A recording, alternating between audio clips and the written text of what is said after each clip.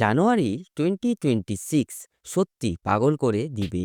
1 জানুয়ারি stranger থিংসের finale, আর থিয়েটারে Hollywood থেকে the housemate, আর বলিউড থেকে থাকছে 21। 9 জানুয়ারিতে আবার দুটো বড় ক্ল্যাশ, থালাপতি বিজয়ের জীবনের শেষ সিনেমা জননায়গন, আর এইদিকে প্রভাসের হরর কমেডি দ্য রাজা সাব। এছাড়া এই একই দিনে একটা হিস্টোরিক্যাল ড্রামা সিরিজও আসবে সোনি লিভের ওপর, ফ্রিডম অ্যাট মিডনাইট। 14 জানুয়ারি নেটফ্লিক্সের ওপর ইমরান হাশমির অভিনীত তস্করি। 16 জানুয়ারি একসাথে চারটা বড় সিনেমা, 28 ইয়ার্স লেটার, দি বোন টেম্পল, জাভেদ জাফরির মায়াসাবা, আর মালয়ালম ফিল্ম রাহু কেতু, আর আমির খানের প্রোডাকশনে বানানো হ্যাপি পাটেল।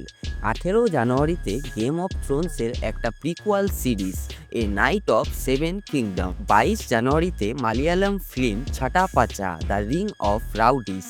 23 জানুয়ারিতে আবারও ডবল রিলিজ, হলিউড থেকে সাইফাই অ্যাকশন মার্সি, আর বলিউড থেকে মোস্ট অ্যান্টিসিপেট বর্ডার 2।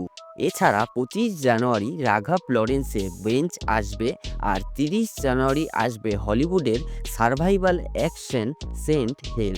এখন বলো তুমি কোন মুভিটার জন্য অপেক্ষায় রয়েছো?